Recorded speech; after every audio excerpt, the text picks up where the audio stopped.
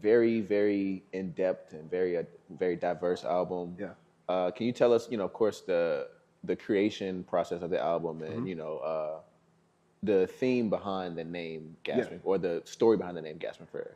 Yeah, I started working on Gasping for Air when I first moved back down here in 2017, following a very fun, sarcastic, fun breakup that I was just like, well, I have no reason to stay up here, so I'm gonna come back down here. I never wanted to move when I was down here for school. I loved it here. I never wanted to leave. But so yeah, I started working on Gasping for Air in 2017. The title came from an NERD lyric from Fly or Die, where the full lyric is "Gasping for air makes the righteous path harder to choose." People that have been following me for a little bit know that my rap name used to be Righteous, which was a play off of my last name. Tyler Donavan is my first and middle name. And so my original, Welcome to another episode of From Within, where we showcase the talents of Virginia and amplify the voices of the creatives in this area. Today we have a special episode with Tyler Donavan, artist, don't want to call him a rapper, but artist here from Virginia. Nice to have you, bro. Nice to have you. Yeah, so first of all, of course, being from Virginia, you're from Woodbridge, correct? Stafford. Yeah, I got you. So what was it like growing up in Stafford, and when did you come down to the 757?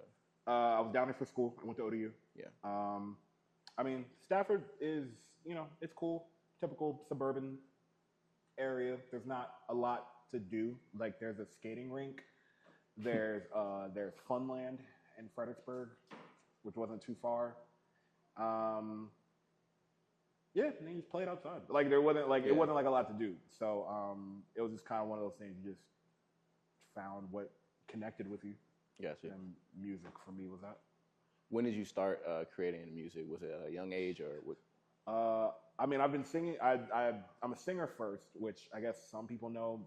I guess most people don't. But I've been singing since I was a kid, like church choir, school choir. I did all county, district, state choir, honors choir. I did all of that. I started rapping in like 8th grade. There's like a story that's going around on the internet where it was like we were like battling and before PE class. Oh. And just like like sitting in the locker room, just waiting for, and we were battling, and they were battling, and they were like picking on me because of like my weight or having a lisp or wearing glasses or being quiet, stupid stuff. And I just one day I was just like, all right, you know what? Screw this, and I just retaliated and I just rapped back, and it was like some 8 Mile stuff where everyone just looked like, yo, no one expected it. So then for like the next like 2-3 weeks, people were like coming up to battle me, and I was just like, bro, leave me alone. And then I just started writing from there, and then typical Jacking for Beats mixtapes. I put my first mixtape out when I graduated high school. It was called The Declaration.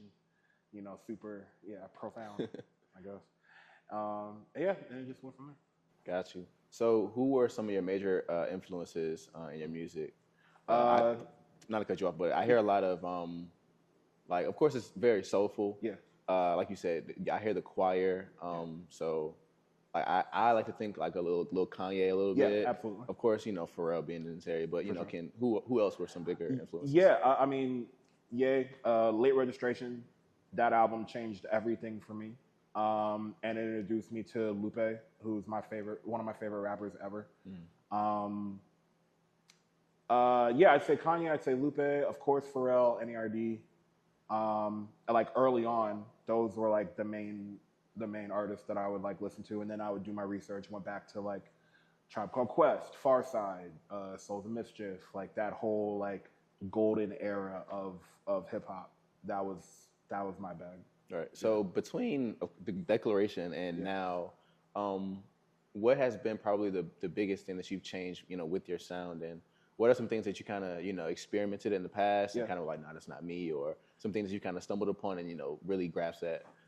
I think, and I think any rapper that listens to this will know, or watches this will know what I'm talking about.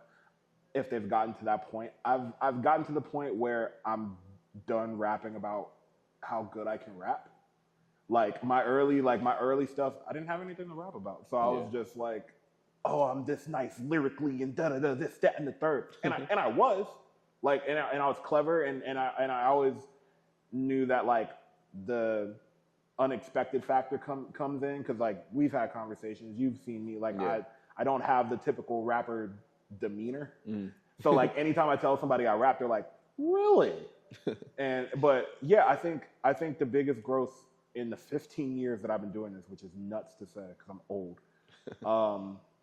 Yeah, I think I've just become, I guess in a way, I've become more confident in myself, where I don't feel like I have as much to prove as far as my skill set. I think there's enough things out there.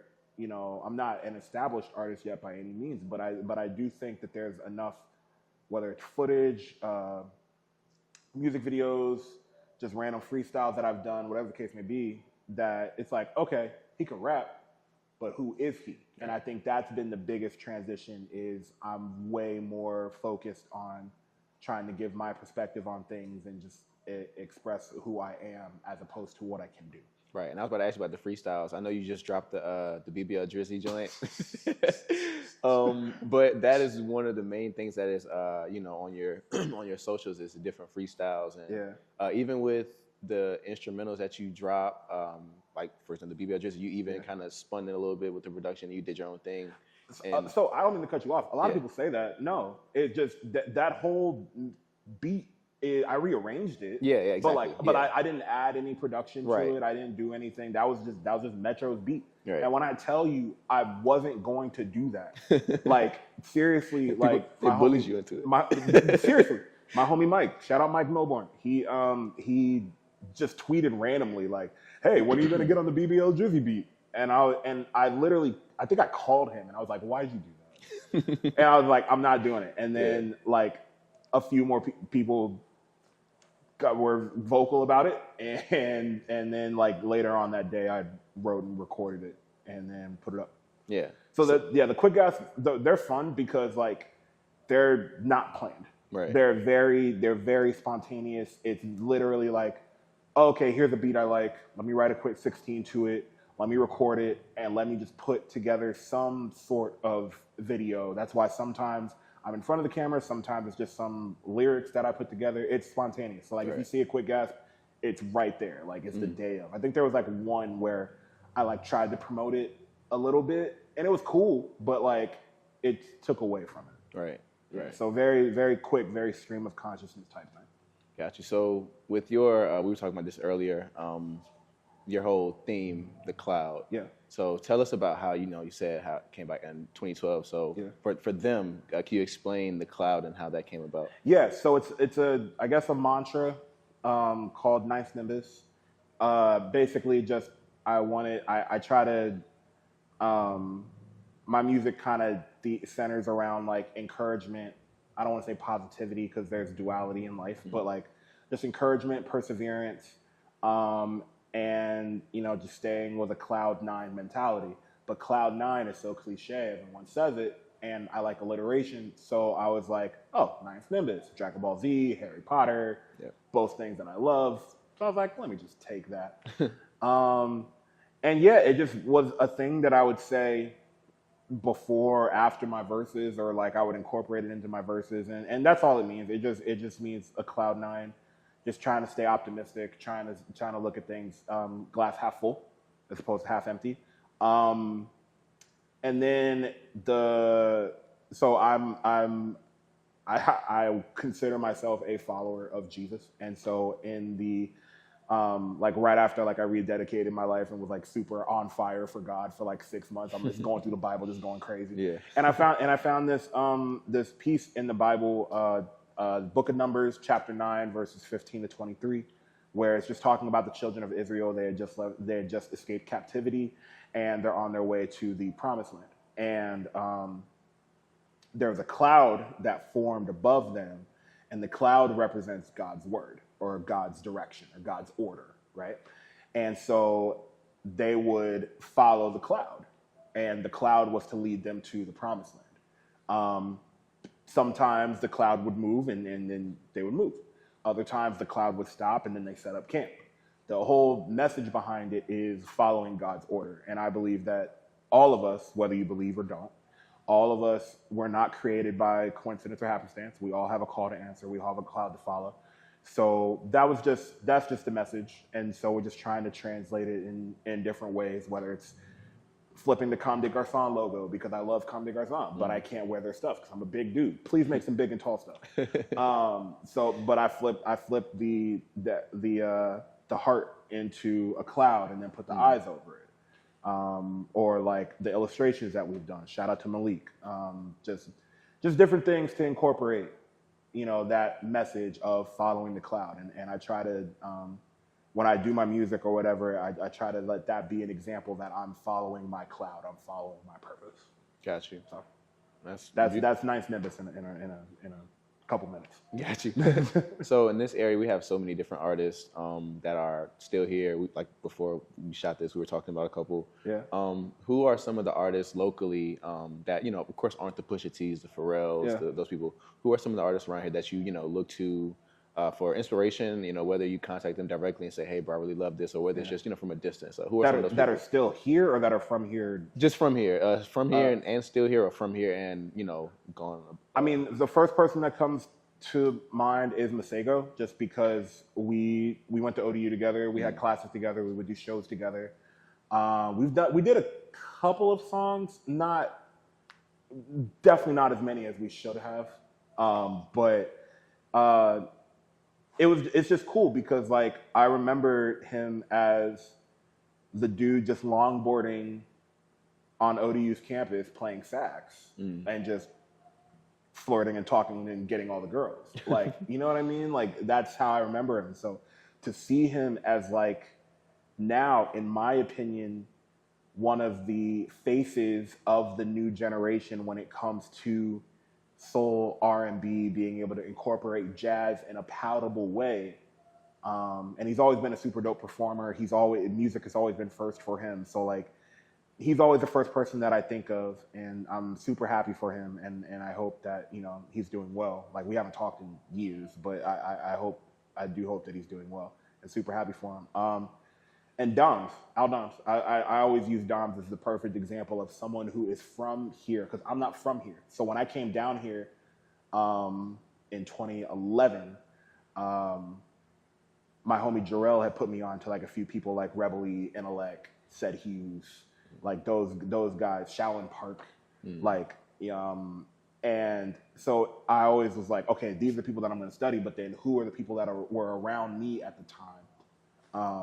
And yeah, seeing Doms come up, him working with Era Hardaway early, who Era is like my brother, because he's from Fredericksburg, I'm from Stafford, so like we were in like a rap crew like back in the day that like a lot of people don't know about, but I'm rambling, but no, Masego, Doms, there's a guy, Matt Mason? I've heard of the name. So Matt Mason is a really dope alternative, like folk type artist, singer-songwriter from Virginia Beach.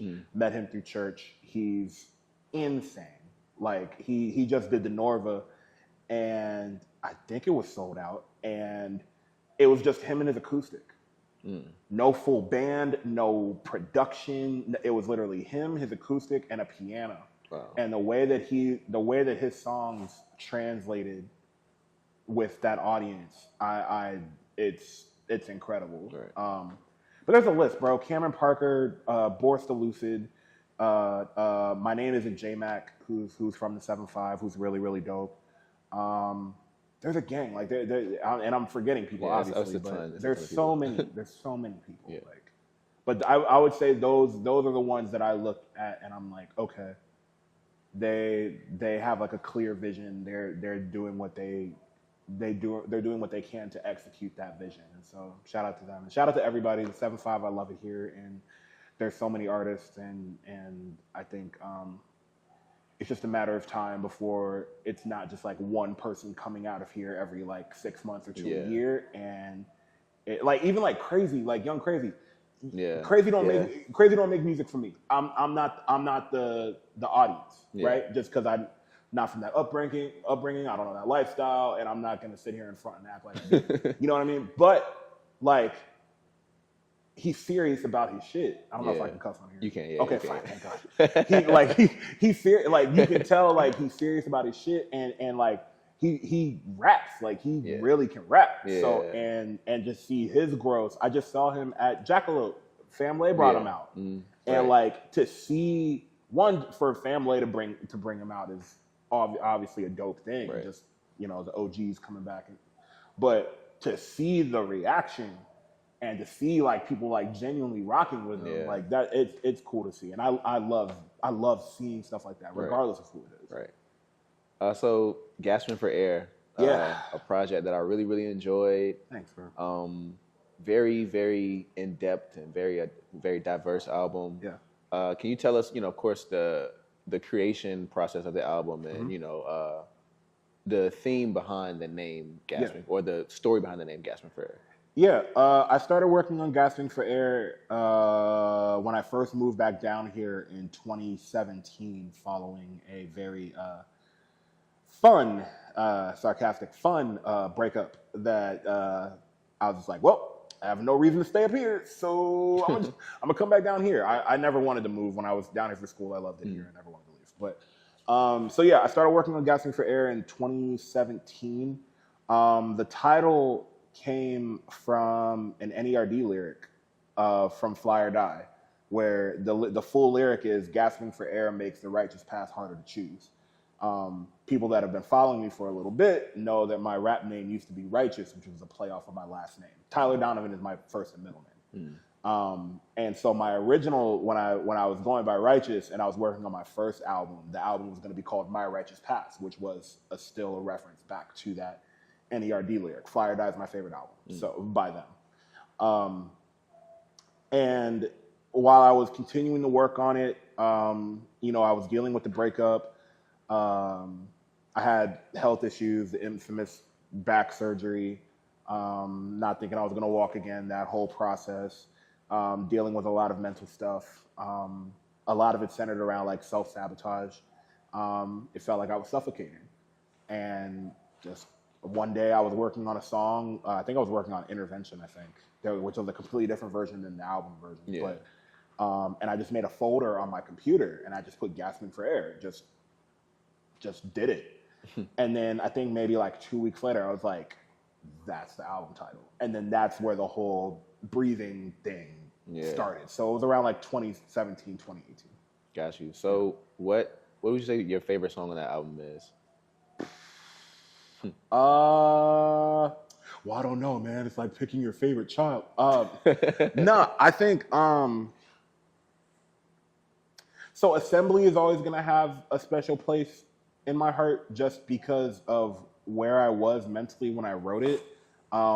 It's a super like chill, motivational type song without being super preachy, but I wrote that on the brink of like I was in a very, very dark place. I was dealing with suicidal ideation. Depression was heavy.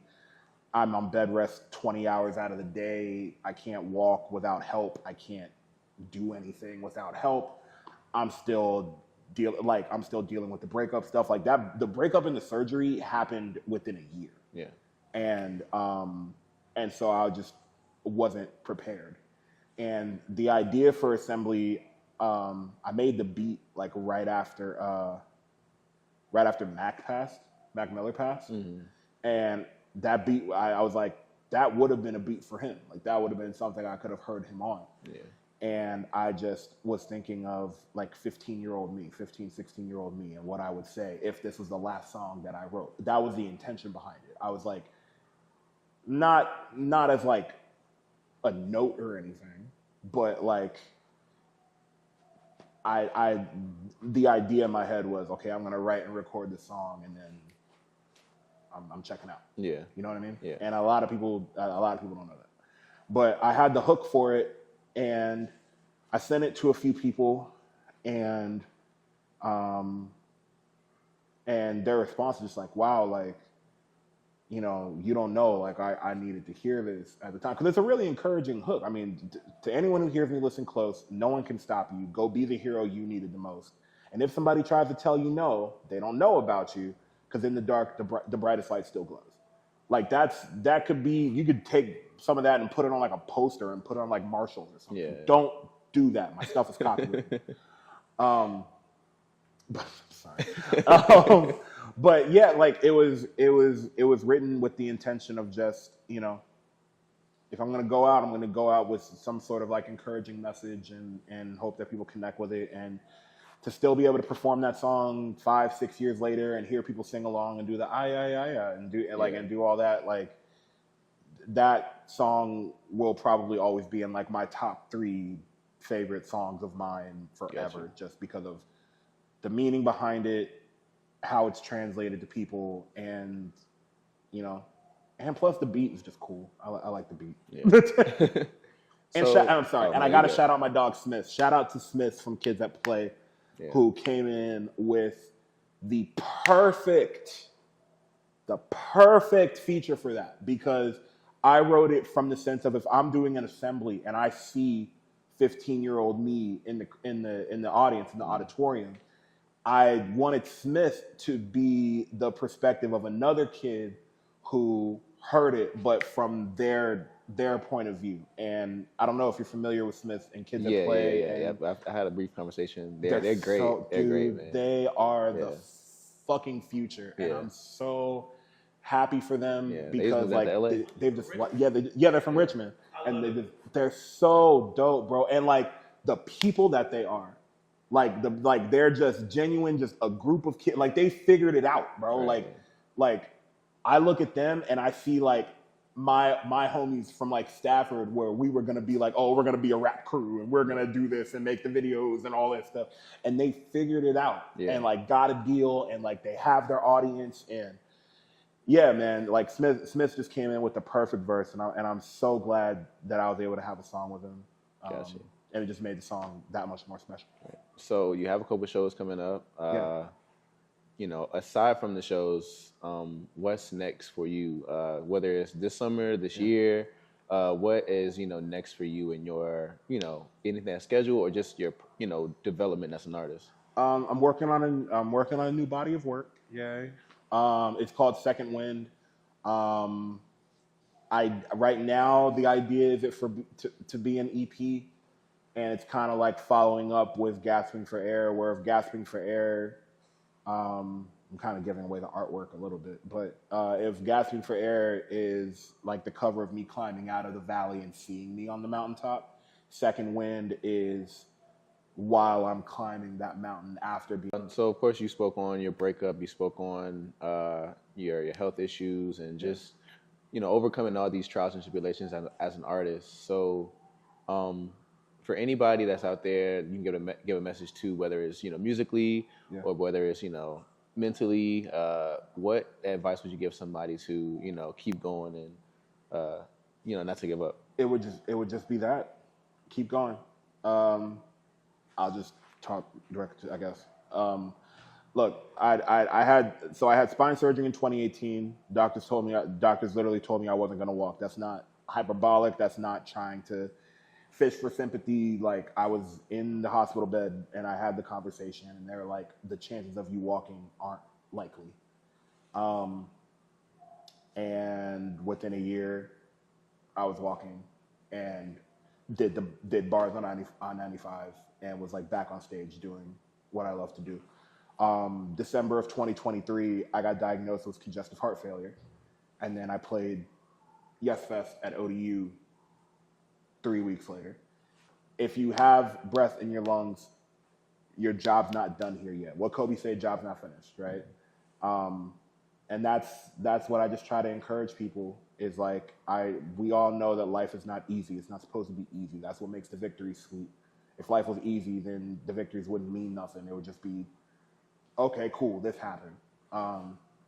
I know my victory lap is coming, and when it does, it's going to be that much sweeter, not because I know what I've been through, but I also know that I've been pretty open with it. And that's why I feel confident that that whenever, all it takes is the right record, I feel. But I'm very confident that there's like Discord, we've seen it, where like an artist comes from here, and the minute that they reach like a certain like place, then like the area turns on them for whatever reason, whether it's bitterness, jealousy, whatever. This is gonna loop back around, I promise. But I'm very confident that when that moment happens for me, whatever that is, and you know, I'm not perfect, I'm not liked by everybody, but I think it's gonna be like one of the few times that we see the area, the 7-5, really champion and get behind an artist and be like, no, we rock with him. I'm the first to tell people that I'm very confident on records, and that comes from a natural place, but I struggle with doubt heavily. I struggle with depression heavily. I struggle with anxiety heavily. Like, even like doing stuff like this, like I love doing it, but like I'm like, why people don't care? Like why, you know what I mean?